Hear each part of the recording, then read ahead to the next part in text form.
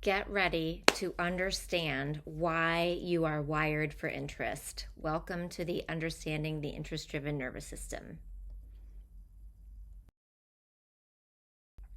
So what we're going to cover in this presentation is what ADHD really is, because many people don't know, the interest-driven, other, and now-directed nervous system stress cycle, how it fuels rejection sensitivity, and then the good news. And when I say this presentation, I mean all 6 sessions. So what we're going to cover today is pretty much just why you're wired for interest, how you are wired for interest. So what is ADHD? Attention Deficit Hyperactivity Disorder, the worst named disorder ever.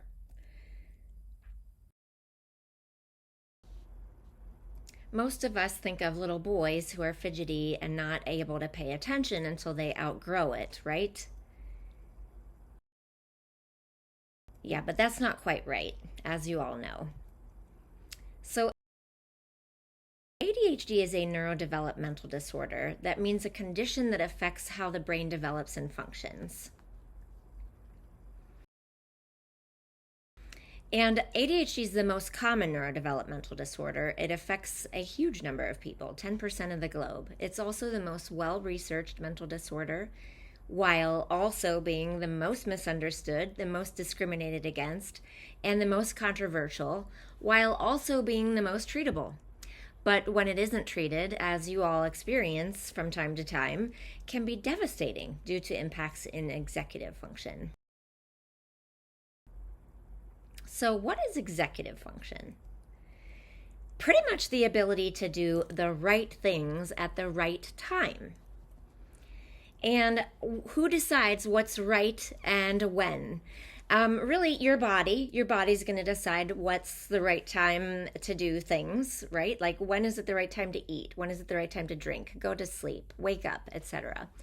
And then the other people in your household are going to determine what is the right thing in the right time. And then, of course, society has some pretty significant expectations of what you should be doing and when. And the ability to do that is pretty much self-control and maturity, which is just something that develops over time as we age, which is true as long as your nervous system grows and develops in a certain atypical manner. So let's dive into the nervous system, which is, your brain, the cranial nerves, the spinal cord, and then all of the nerves that go out into your body. That's what the nervous system is, along with the neurotransmitters and all of that. Okay, so let's dive in a little bit. So the nervous system and how it develops. In human beings, the nervous system grows and matures from the bottom up. So when we are in the womb, our nervous system inside the fetus is just a hollow tube. And it can only keep growing in a certain direction. So then it just folds and folds and folds and folds on itself at the top to develop this shape of this wonky brain that we have with all the folds and the sulci and the gyri. And what that means is that the more primitive functions are going to be towards the bottom. And the further we go north and forward, the more sophisticated the cognitive functions are. Cognition means the use of intellect and just function of your brain. And so we're going to start with the brainstem. So we've got just vital actions here: consciousness, breathing, heart rate, etc. And then the spinal cord and the nerves, like the vagus nerve, which is an important one we're going to talk about a lot, just responsible for sending messages back and forth between the brain and the body. And then in the middle here, between the cortex, which is what you sort of think of when you think of the sulci and gyri of your brain, and the brainstem is the limbic system, this area in the colors here. And limbic means border. It's the border between your brainstem and the rest of your brain. The limbic system is also maybe called the reptile brain. So this is the center of fight, flight, freeze, reproduce. Emotions arise here. We make sense of them somewhere else. Alertness, arousal, attention is regulated here. Memory is stored in the hippocampus here. Metabolism is controlled here. Homeostasis, your ability to maintain your body temperature, your blood pressure, your heart rate, your breathing pattern, how your body is using oxygen, etc. And then circadian rhythm, which is when your body knows to go to sleep and when it knows to wake up. And all of these things are coordinated with neurotransmitters, the big ones being dopamine, norepinephrine, serotonin, and then there are others like GABA, glutamate, neuropeptides, neurological hormones, all of these things. And so it's all connected to your endocrine system, hormones, etc. And so it's really the neuroendocrine system. We cannot separate the brain and the nerves from our endocrine system. And the whole job of the limbic system is survive right now, and survival of the species as well as the individual. And so if some part of you is responsible to keep you alive at all times, there's some part of you that has to sort of be ready and alert at all times to notice things, react to things, and feel things, right? So the limbic system's whole job is notice everything, react to everything, feel everything. And this is the entire system of how we can act before thinking. You don't have to think about your hand on a hot skillet and like, how's this going to affect my 5-year plan to learn how to play Chopin's whatever on the piano. No, you can just instantly pull your hand back, reflexes, right? So survival, fight, flight, freeze, FUCK, reproduce, eat, all of these things. And then moving out, okay, now we're looking sort of like at the cortex, but we're not quite there yet. Starting at the back here, we're at the cerebellum. This is below the cortex still. The cerebellum, there's no thinking or personality here yet, but we've got balance, coordination, memory, which is coordinated a bit with the amygdala and the hippocampus in the limbic system, as well as emotion. And that is also coordinated with the limbic system. And then we have the occipital lobe just above the cerebellum, and this is just taking in visual information from your visual field. The parietal lobes, there's 2 of them, these integrate the information from pretty much all the other lobes of your cortex, and they tell us where we are in space and time. And then the sensory cortex is pretty self-explanatory, as is the motor cortex. And now we see the temporal lobe, where we have language. And the frontal lobes now we're seeing thinking, planning, problem solving, developing your personality, and rational thought, right? So we're getting a bit more sophisticated with the functions of the nervous system. And then finally, the very last portion of the brain to develop, which is just above your eyebrows, is the prefrontal cortex. And this is the true wise mind. This is the part of our brains and a part of our nervous system that allows us to be very future oriented and think about our actions and how they're going to affect us long term before acting. It helps us regulate attention, regulate our emotions, and regulate our behavior. And this is the very last region to come online for all human beings. And it is the most important for executive function. Even in a typically developing brain, the prefrontal cortex is probably not fully developed until about age 27. We're pretty undercooked when we're born, as mammals are concerned. Like horses are born and they're like walking and can do all kinds of things right away. We can't even control our own body temperature for at least 2 months. It takes us a long time to fully bake, if that makes sense. Okay, well, what are the differences in the ADHD nervous system and how it develops and then operates?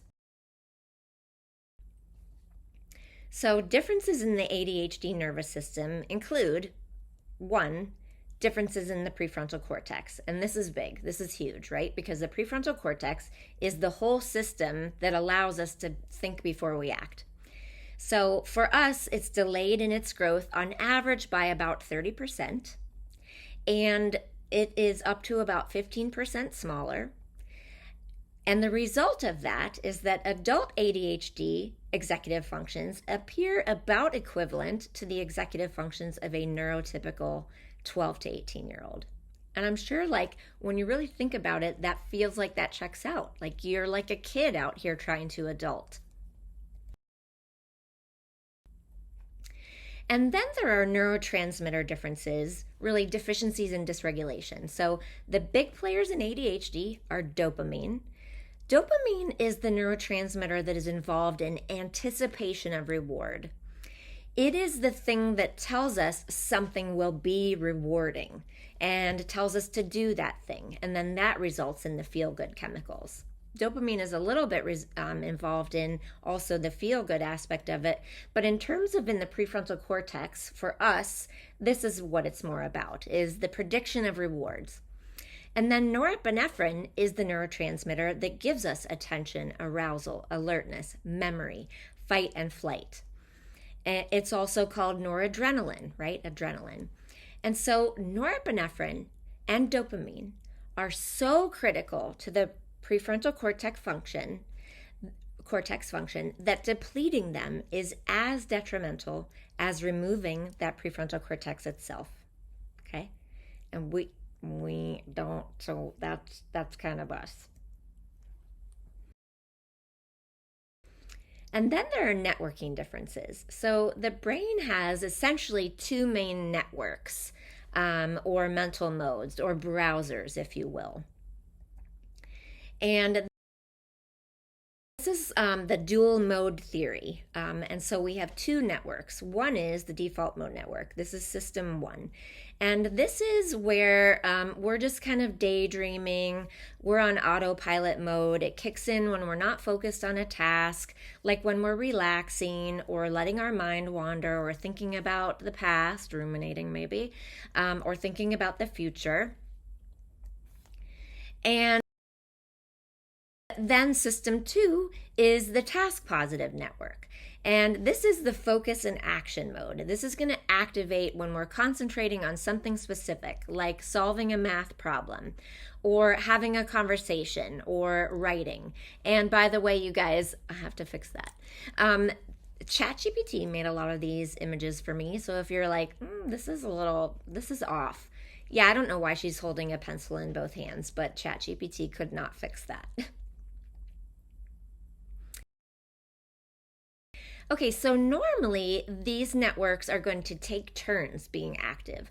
When the default mode network is on, the task positive network is off, and vice versa. And the thought is that this switching helps the brain stay organized, kind of like a seesaw where only one side is up at a time.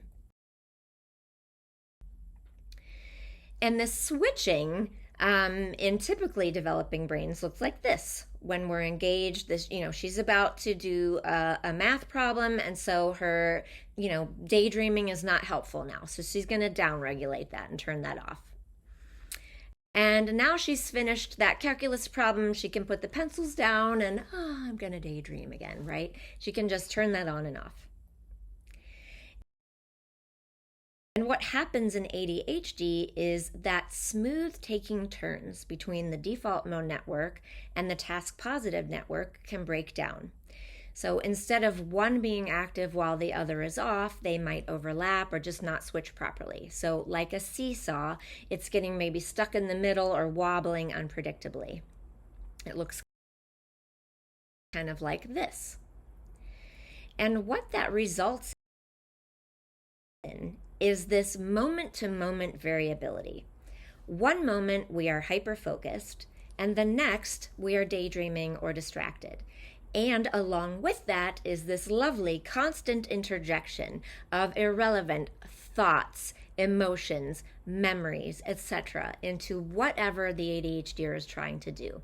And this disruption equals inconsistent focus. If there's one thing ADHDers are consistent with, it's pretty much being inconsistent. And when you are running, both your default mode network and your task positive network at the same time, when they are overlapping, from a metabolic standpoint, that is very inefficient. It is like running your heat and your AC at the same time, right? The ADHD brain is working double time all the time. And then if we add in a little bit of autism, this brain, the ADHD brain, is working triple time all the time. So the neurodivergent brain is burning through glucose, and we can see this on SPECT scans, and glucose is the fuel of the brain, burning through those resources faster, and we need more frequent inputs. And of course, we forget to eat. So problematic, right? And now you can see why. And then there is electrical conductivity differences. So if we were all to have electrodes on our brains right now and measuring what the brainwave patterns are, what's the electricity that our brains are kicking out? Because our brains are not just chemical and structural and physiological, they're electrical. Our whole bodies are.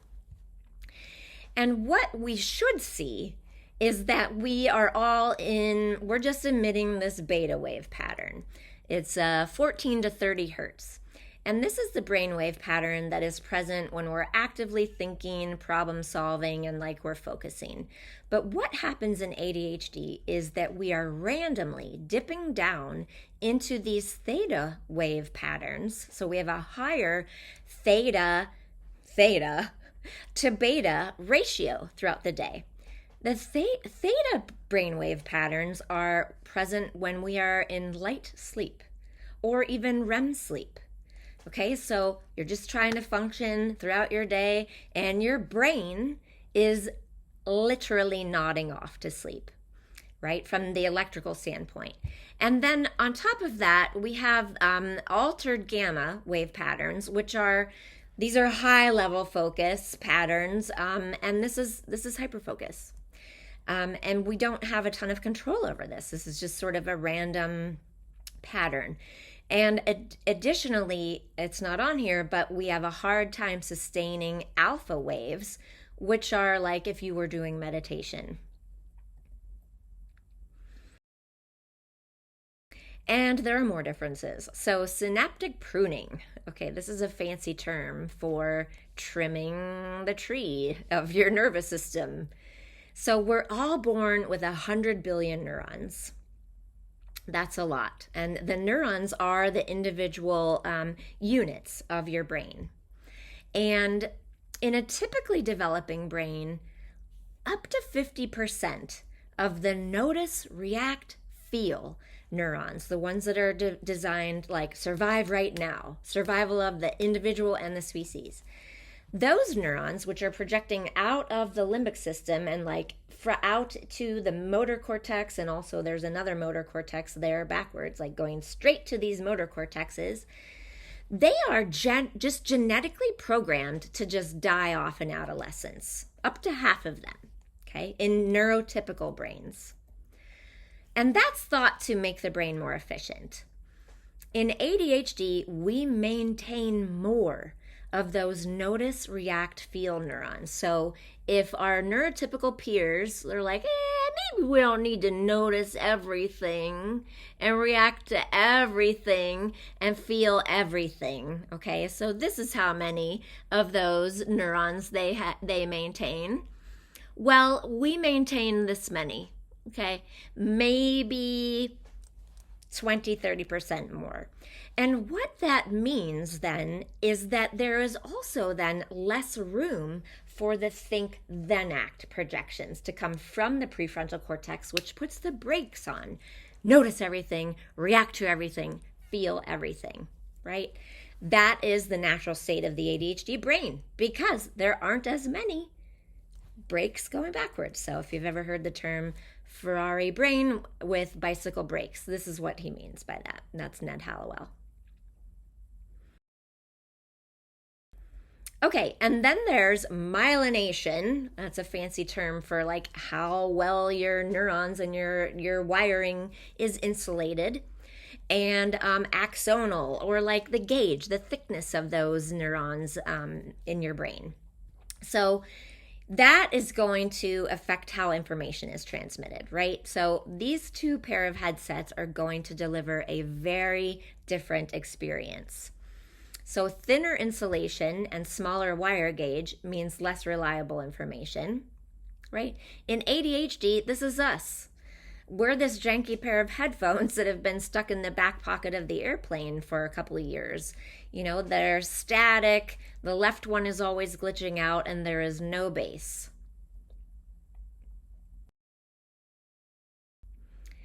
And finally, we've got autonomic nervous system differences. So the autonomic nervous system is the system of fight, flight, freeze. That's the sympathetic nervous system. And this is kicked in every time we inhale, which kind of checks out because if you think of any time you've ever been startled or like scared, okay, when we get in trouble, we suck in. Every time we inhale, sympathetic nervous system is engaged. And then the parasympathetic is rest, digest, safe, sound, and loved. Oh, we got away, right? That's parasympathetic. And that's every time we exhale. And this whole system is controlled by the vagus nerve. The vagus nerve is the 10th cranial nerve. So there are 10 cranial nerves. And the cranial nerve number 1 is the olfactory nerve. It's like how we smell. And then we've got cranial nerves 1, 2, 3, and like those are involved in your oculomotor. And like then you've got the trigeminal nerve, which controls all of this here. And then there's the oropharyngeal and how your gag reflex, all that. And so the 10th cranial nerve exits right under your ears, right here, and then it rides right along with your carotid artery in a tube, in a protective sheath, down both sides of your neck. The vagus nerve is right here.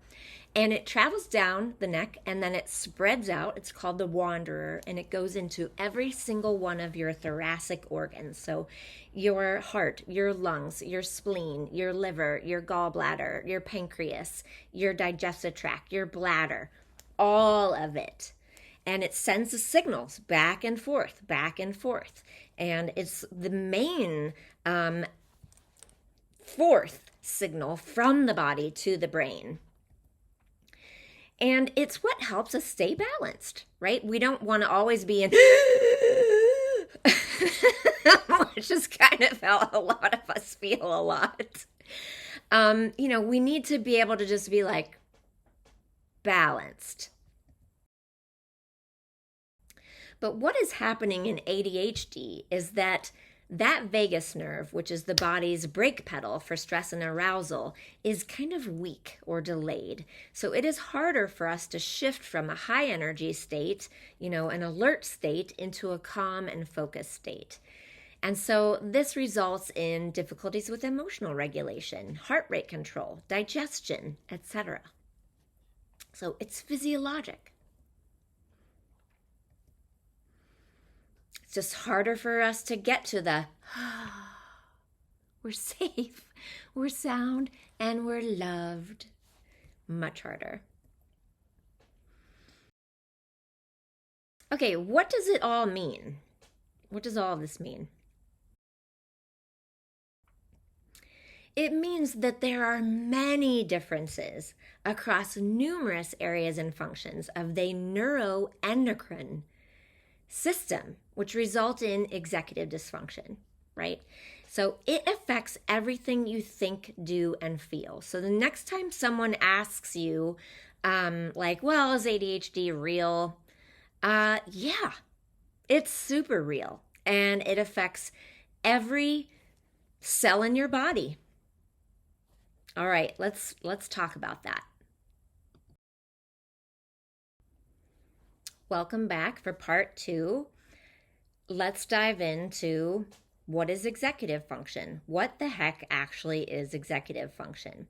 So it's pretty much the ability to self-direct, be independent, and do the right things at the right time to benefit your own future. So what we learned in section 1 was that you have so many differences across your neuroendocrine network that result in executive function, because the ability of the prefrontal cortex to put the brakes on everything else that's happening in your brain, which is mostly notice, react, feel, because that's the main job of your brain, is to keep you alive. And in order to do that, some aspect of you has to notice everything, react to everything, and feel everything, right?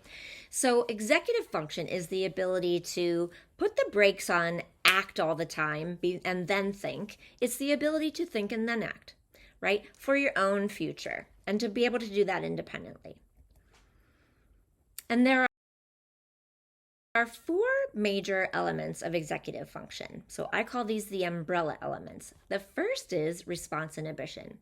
This is the mind's brakes. It is your ability to stop noticing and responding to things, right? Your ability to ignore stuff. Okay, well, if you have this many notice, react, feel neurons, that is harder than somebody who only has this many notice everything, react to everything. Working memory, your ability to hold information in mind while you're doing other things. So this is the mind's eye and the mind's voice. And norepinephrine is involved in how we store memory in the hippocampus and in the amygdala. Emotional regulation, speaking of the amygdala. This is the mind's heart. Can you do the calculus homework despite how you feel about doing the calculus homework? Can you not buy those shoes despite how you feel those shoes will make you feel? And then finally, we have problem solving, planning, and problem solving. And this is the mind's playground. This is the ability to consider numerous scenarios, how they'll play out in the future, and then make decisions now about that, create plans, and then stick to that plan. And this is what is under the umbrella, which is pretty much everything we just said, but to be more specific, paying attention to the right things, inhibiting your response to unimportant, I don't really like that term as much as irrelevant stimuli, because the things that we notice do feel very important to us, but they're irrelevant to the task at hand, perhaps. Prioritizing, where do you start? Starting and stopping tasks at the right time. Remembering and remembering to remember. Maintaining appropriate energy level for the task at hand, controlling the experience of and behavioral projection of emotion, regulating motivation, controlling impulses, estimating how much time things should take and then managing your time appropriately, managing systems of organization, and then monitoring yourself and adjusting your behavior if you aren't doing the thing that you meant to be doing. And most of us have been taught that these are all learned skills, that executive functions are executive function skills. Okay, well, my friends, I am here to tell you that executive functions are not skills. Executive functions are innate abilities. They are exclusively the result of the development of neuroendocrine networks and their ability to transmit neurotransmitters throughout the neuroendocrine system. And the most important element is the prefrontal cortex, which in us is typically delayed by about 30% and maybe up to 15% smaller. Plus, we have dysregulation of dopamine and norepinephrine here, which is the same as not having a prefrontal cortex, right? Okay, and your brain's ability to transmit neurotransmitters throughout that neuroendocrine system is as genetic as height and eye color. Okay? It's polygenetic. There are numerous genes, hundreds, we don't know how many, many. There are for sure at least 12 that have been clearly identified. And they're going to interact with numerous environmental triggers. So that means epigenetic. Epigenetics means an interaction with the environment. And that's going to create physiological effects, which results in a spectrum of abilities, right? We're all polygenetic and epigenetic beings. We all are.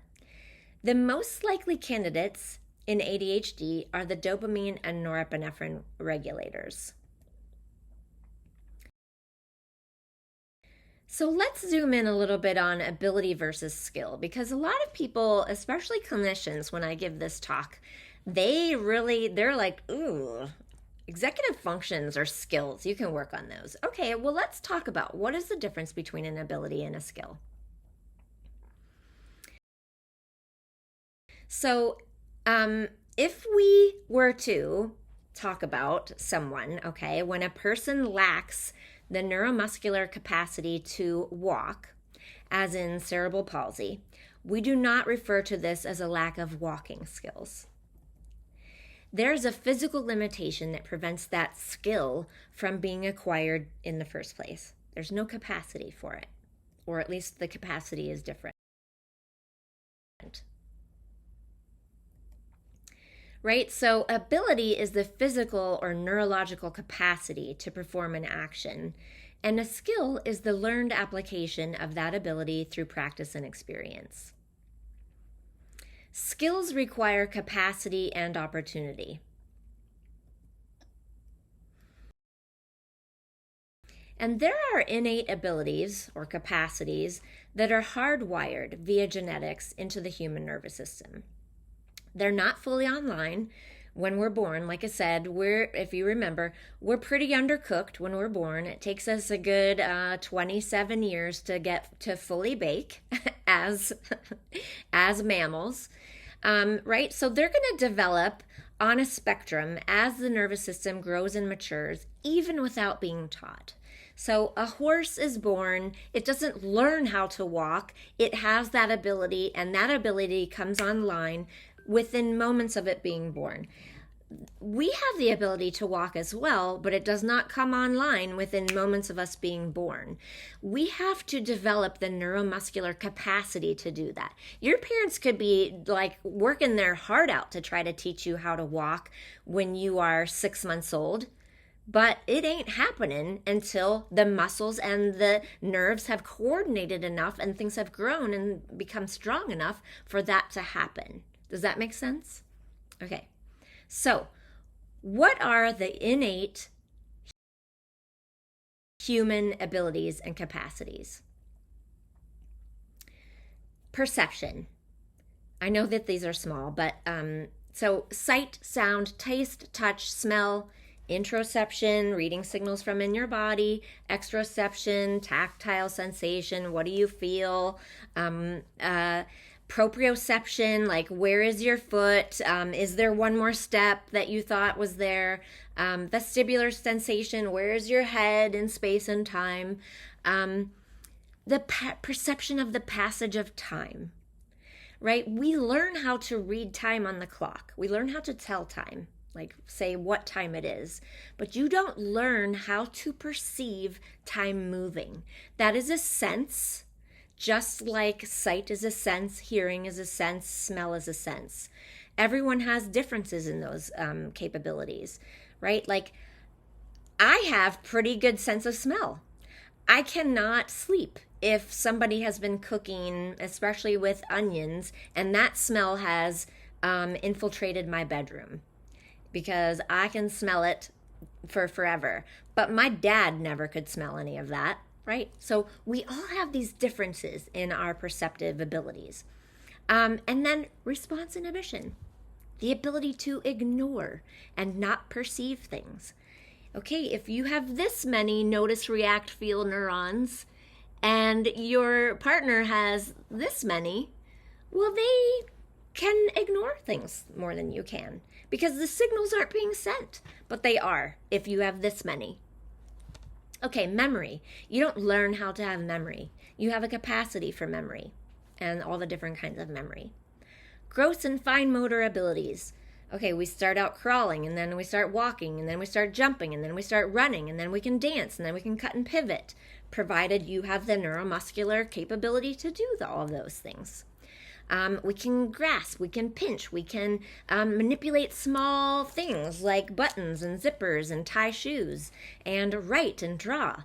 But some people hold their pencil in a very atypical fashion. I can't even think, like some people like hold their pen like this.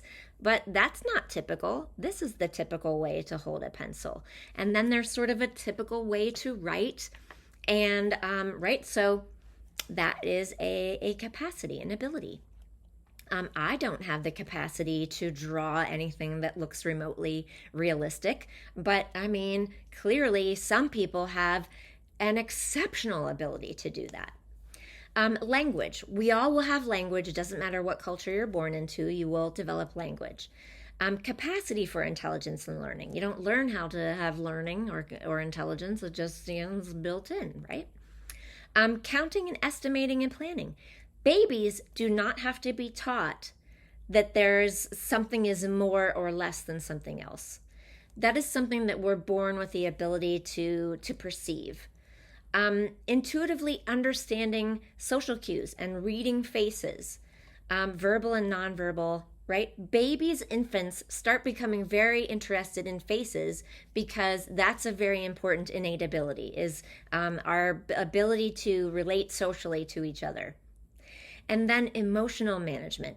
How well you control your emotions, or like control the projection of your emotions, how strongly you feel your emotions, is all determined on what your amygdala is doing and how strong the signals are that come out of it and the responses in the rest of your nervous system to that.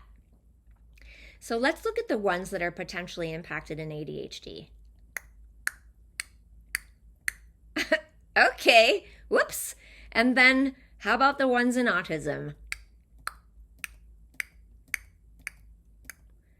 Oh, it's all of them, right? Okay, so executive functions, learned skills. Okay, let's talk about ability versus environment. So everyone has innate abilities, and everyone has, a spectrum of innate abilities. Some people have incredible sight and memory, and some people don't. And some people can hear incredible, like, perfect pitch. And some people are like, whatever, it all sounds the same in terms of music. Gross and fine motor, language, intelligence, etc. We all live and exist on a spectrum. But most environments are designed for people right here in the middle, for the average person with average abilities.